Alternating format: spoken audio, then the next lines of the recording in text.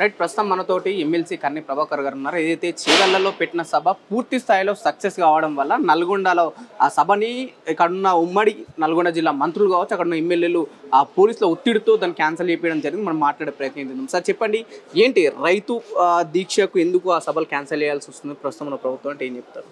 అంటే రైతాంగం పక్షాన బీఆర్ఎస్ పార్టీ కొట్లాడితే రైతులు చైతన్యమై గ్రామ గ్రామాన నిలదీస్తారనే భయం, ఇచ్చినటువంటి హామీలు నెరవేర్చలేదనే భయం వాళ్ళకున్నది. రైతు భరోసా కావచ్చు, రుణమాఫీ కావచ్చు, అదేవిధంగా వచ్చినటువంటి దిగుబడిని కూడా కనీసం కొనుక్కులేనటువంటి పరిస్థితిలో ఉన్నటువంటి ప్రభుత్వం వైఫల్యాలు కప్పిపుచ్చుకొని ఎవరైతే రైతాంగానికి ఇచ్చినటువంటి హామీలున్నాయో వారి పక్షాన బీఆర్ఎస్ పార్టీ పోరాటం చేస్తే రైతులు చైతన్యం అవుతారు, తిరగబడతారనే భయం ఉంది. మొన్నటికి మనం చూసినాం, షాబాదులో దాదాపు 10,000 మందితో సభ జరిగితే ఆ సభలో రైతాంగం పక్షాన వచ్చినటువంటి మరి ప్రశ్నలు కావచ్చు, వాళ్ళ నుంచి చూపించినటువంటి చైతన్యం ఇవాళ ప్రభుత్వం తట్టుకునేటువంటి పరిస్థితి లేదు. అంటే అక్కడ వచ్చిన ప్రశ్నలు రైతుల నుంచి వచ్చినా లేకపోతే బీఆర్ఎస్ పార్టీ ప్రోత్సహించిందా అంటే కనిపించింది కదా. దాదాపు మీడియా ముందు కానీ వేల మంది రైతాంగం ముందల పెద్ద మనుషులు ఏ విధంగా మాట్లాడినారు, రైతులు ఏ విధంగా మాట్లాడినారు, మాకు ఇచ్చినటువంటి హామీలు నెరవేర్చని ఈ ప్రభుత్వాన్ని ఏం చేస్తామని మాట్లాడినరో కళ్ళ ముందు మొన్న కనిపించింది షాబాద్లో. మరి షాబాద్లో జరిగినటువంటి ధర్నా కావచ్చు, అదేవిధంగా మైబాద్లో జరిగినటువంటి ధర్నా కావచ్చు, వీటి ద్వారా ప్రభుత్వం భయపడతా ఉన్నది. ఒకవేళ నిజంగానే ప్రభుత్వం భయపడకపోతే దాదాపు 4-5 దశాబ్దాలుగా క్లాక్ టవర్, నల్గొండలో క్లాక్ టవర్ దగ్గర ధర్నాలు జరిగితే ఏ సందర్భం వచ్చినా, అది ఏ నిరసన కావచ్చు, అది బహిరంగ సభ కావచ్చు, అది దీక్ష కావచ్చు, క్లాక్ టవరే సెంటర్ నల్గొండకి. అటువంటి దీక్షా స్థలాన్ని అక్కడ అనుమతి ఇవ్వడానికి భయమైంది. ఇది నిజం కాకపోతే ట్రాఫిక్ ఇబ్బందులు కలుగుతాయి కాబట్టి ఆంక్షలు పెట్టినాం అంటున్నారు. కోమటిరెడ్డి వెంకటరెడ్డి దీక్ష చేసినాడు లేని ఆంక్షలు, అనేక రాజకీయ పార్టీలు అక్కడ ధర్నాలు చేసినప్పుడు లేని ఆంక్షలు ఇవాళ కేవలం బీఆర్ఎస్ పార్టీ ఆధ్వర్యంలో జరిగేటువంటి రైతు ధర్నా అప్పుడే ఎందుకు వస్తున్నది. దాంతో అర్థమవుతా ఉంది. ఇదే వెంకటరెడ్డి కావచ్చు, వేరే సందర్భంలో రేవంత్ రెడ్డి క్లాక్ టవర్కి వచ్చినప్పుడు పెట్టినటువంటి సభలు కావచ్చు, క్లాక్ టవరే అనేక సమావేశాలకు సభలకు వేదిక కాబట్టి అది ఎవరికి ఇబ్బంది కలిగేటువంటిది కాదు. కేవలం వాళ్ళకు భయం, వెన్నులో భయం పుట్టి మాత్రమే అనుమతి నిరాకరిస్తా ఉన్నారు.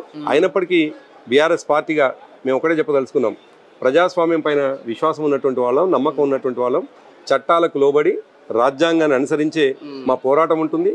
ప్రజల పక్షాన ఉంటుంది, రైతాంగం పక్షాన ఉంటుంది. రైతాంగానికి ఇచ్చినటువంటి హామీలని నెరవేర్చండి అని తప్పకుండా ఇవాళ రైతాంగం అంతా కూడా గల్లాబట్టి నిలదీస్తున్నారు. తప్పకుండా వారింట మేము ఉంటాం, వారి పక్షాన ఉంటాం, మీరు ఇచ్చినటువంటి హామీలను నెరవేర్చండి అని చెప్పేసి మేము తప్పకుండా పోరాటం చేస్తాం. ఒకవేళ నల్గొండల సభ పెట్టాల్సి వస్తే ఏ విధంగా ప్రశ్నలు సంధించబోతున్నారు ప్రభుత్వానికి అంటే ఏం చెప్తారు? ప్రజలకు ఇచ్చినటువంటి హామీనే. కొత్తగా బీఆర్ఎస్ పార్టీ ఏం వక్రీకరించాల్సిన అవసరం లేదు, కొత్తగా సృష్టించాల్సిన అవసరం లేదు. నువ్వు ఎన్నికల ముందు ఏదైతే 15,000 రూపాయలు ఇస్తాన్నావు అందరికీ రైతులకు అన్నావో అది ఇవ్వమని అడుగుతాం. నువ్వేదైతే 42,000 కోట్లు రుణమాఫీ బాకీ ఉందో అది మరి రుణమాఫీ చేస్తామన్నావో అది అడుగుతాం. కాలేదంటారా 2 లక్షల రుణమాఫీ పూర్తి స్థాయిలో తెలంగాణలో? వాళ్ళ మాటనే. ఇవాళ దాదాపుగా అసెంబ్లీలో కావచ్చు, వేరియస్ వేదికల మీద వాళ్ళు చెప్పినటువంటిది 22,000 కోట్లు మాత్రమే రుణమాఫీ చేసినాం అన్నటువంటి మాట వాళ్ళే అంటున్నారు. ఇక రైతు భరోసా విషయానికి వచ్చినప్పుడు మేము 72 లక్షల మందికి రైతు భరోసా ఇస్తే వీళ్ళు 40 లక్షల మంది దాటడం లేదు.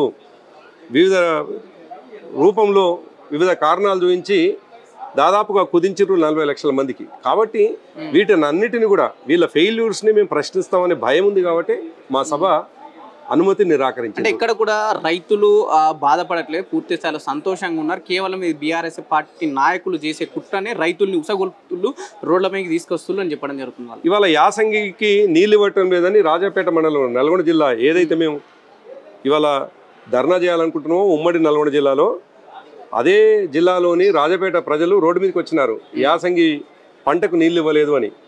మా ప్రభుత్వంలో మేము చాలా స్పష్టంగా ఎస్ఆర్ఎస్పి కాలువల ద్వారా దాదాపు సూర్యాపేట కోదాడ వరకు నీళ్ళు ఇచ్చినాం. దాన్ని అనుభవించినటువంటి ప్రభుత్వం అనుభవంలో ఉన్న ప్రజల అనుభవంలో ఉన్నది కాబట్టి ఆనాడు కాలువ ద్వారా చెరువులలో నింపినటువంటి వాళ్ళం మేము. ఇవాళ చెరువుల్లో నీళ్లు లేనటువంటి పరిస్థితుల్లో ఇబ్బంది పడుతున్నటువంటి రైతాంగం రోడ్ల మీదకి వస్తున్నటువంటి సందర్భంలో వాళ్ళు ప్రశ్నిస్తున్నటువంటి ప్రశ్నలు మేము అడుగుతా ఉన్నాం. బీఆర్ఎస్ పార్టీ కొత్తగా చెప్పట్లేదు. బీఆర్ఎస్ పార్టీ ప్రశ్న అంతా కూడా ప్రజల ప్రశ్న. ఇవాళ బీఆర్ఎస్ పార్టీ అడిగేదంతా కూడా రైతాంగం పక్షాన్ని అడుగుతా ఉన్నాం. కాబట్టి మేము అడిగే ప్రతి మాట కూడా నువ్వు ఇచ్చినటువంటి హామీ కొనసాగింపు మాత్రమే మేము అడుగుతా ఉన్నాం. అంటే ఈ 8 ఏళ్ల కాలంలో ఎటువంటి అభివృద్ధి నల్గొండ జిల్లాలో జరగలేదు, మాకు ఒక సంవత్సరం కూడా టైం ఇవ్వకుండా ఇలా ఎందుకు ధర్నాలు పెట్టాల్సి వస్తుందని కూడా అంటున్నారు. సో 100 రోజుల్లో హామీలను నెరవేరుస్తామని చెప్పేసి మాట్లాడినటువంటి రేవంత్ రెడ్డి, నిజానికి మేము 100 రోజుల్లోనే మేము తొందరపడలేదు, 100 రోజుల్లోనే మేము అడగలేదు. 365 చూసినాం, ఇవాళ 406 రోజుల తర్వాత మాత్రమే మేము అడుగుతా ఉన్నాం. మేము అడుగుతున్నది మీరు పెట్టినటువంటి పరిమితి, మీరు పెట్టినటువంటి పరిధిలో 100 రోజుల్లో కంప్లీట్ చేస్తామన్నటువంటి మాట ఏదైతే ఉందామో దాని కాకుండా 406 రోజుల తర్వాత మేము అడుగుతా ఉన్నాము. కాబట్టి ఇవాళ ప్రధాన ప్రతిపక్షంగా ఇవాళ మమ్మల్ని ప్రజలు పెట్టినారు. సో ప్రతిపక్ష గొంతుకగా తప్పకుండా మేము మాట్లాడతాం, ప్రతిపక్షంగా మాట్లాడతాం, ప్రజల పక్షంగా మాట్లాడతాం, ప్రజల కోసం మాట్లాడతాం. కాబట్టి మీరు ఇచ్చినటువంటి హామీలు నెరవేర్చేదాకా మా పోరాటం కొనసాగుతాను. అంటే ఇంద్రమ్మ ఆత్మీయ భరోసా గురించి ఏం చెప్పదలుచుకున్నారు? ఎవరైతే భూములు ఉన్న వాళ్ళకు కూడా ఇంద్రమ్మ ఆత్మీయ భరోసా నిధులు అందజేయమని కరాఖండిగా చెప్పడం జరుగుతుంది ప్రభుత్వం. అంటే కాంగ్రెస్ పార్టీ చేసే కార్యక్రమాలు ప్రజల హితం కోరి ఏదైనా కార్యక్రమం చేస్తే తప్పకుండా మా సహకారం ఉంటుంది. కానీ ఏది చేసినా రాజకీయ కోణంతో, ఏది చేసినా కేవలం గతంలో కాంగ్రెస్ పార్టీ ఏ పద్ధతినైతే ఈ రాష్ట్రంలో అవినీతిమయంగా ఈ రాష్ట్రాన్ని మార్చిందో అదే పద్ధతిలో ఏవైనా స్కీములు తీసుకొస్తే తప్పకుండా మా వైపు నుంచి ప్రశ్న ఉంటుంది. ఇందిరమ్మ ఇండ్ల విషయంలో కూడా పేదవాళ్లకు న్యాయం జరిగితే తప్పకుండా మా సహకారం ఉంటుంది. కానీ ఇందిరమ్మ ఇళ్లలో కేవలం కాంగ్రెస్ పార్టీ కార్యకర్తలకే ఇళ్ళు ఇస్తుంటే తప్పకుండా మా ప్రశ్న గ్రామాల నుండి ఉంటుంది. అంటే గతంలో మూసీ విషయంలో కూడా అక్కడెక్కడో హైదరాబాద్లో కాదు నల్గొండకు వచ్చి చూడండి అన్న వాళ్ళు ప్రస్తుతం నల్గొండకు వస్తే ఎందుకు ఆపవలసి వస్తుంది కాంగ్రెస్ నాయకులు? మూసీ విషయంలో వాళ్ళే అంటున్నారు రైతాంగం ఇబ్బంది పడతా ఉందని. ఇవాళ వేల మంది రైతులతోటి క్లాక్ టవర్ దగ్గర ధర్నా చేస్తూ ఉంటున్నాం. మీరు అంటున్నట్టుగానే మూసీతో ఇబ్బంది పడుతున్నటువంటి రైతులు కూడా ఆ ధర్నాకు వస్తారు, ఏదైనా ప్రశ్నించేది ఉంటే అక్కడే ప్రశ్నిస్తారు. మరి అటువంటి రైతాంగం వచ్చేటువంటి సభని మీరెందుకు అనుమతి నిరాకరిస్తుందో ఇవాళ ప్రభుత్వం చెప్పాల్సినటువంటి అవసరం ఉంది. దాంతో తేటతెల్లమవుతుంది వాళ్ళ బేల వాదన, వాళ్ళ యొక్క కేవలం అసమర్థ వాదన స్పష్టంగా కనిపిస్తూ ఉంది. ఎట్టి పరిస్థితుల్లో కూడా రైతాంగం అంతా కూడా మాకు ఇచ్చినటువంటి హామీ నెరవేర్చమని వాళ్ళంటా ఉంటే ఎప్పటికప్పుడు వాళ్ళ నోళ్ళు మూపించే పని ఈ ప్రభుత్వం చేస్తూ ఉన్నది. తప్పకుండా మేము తిప్పికొడతాం.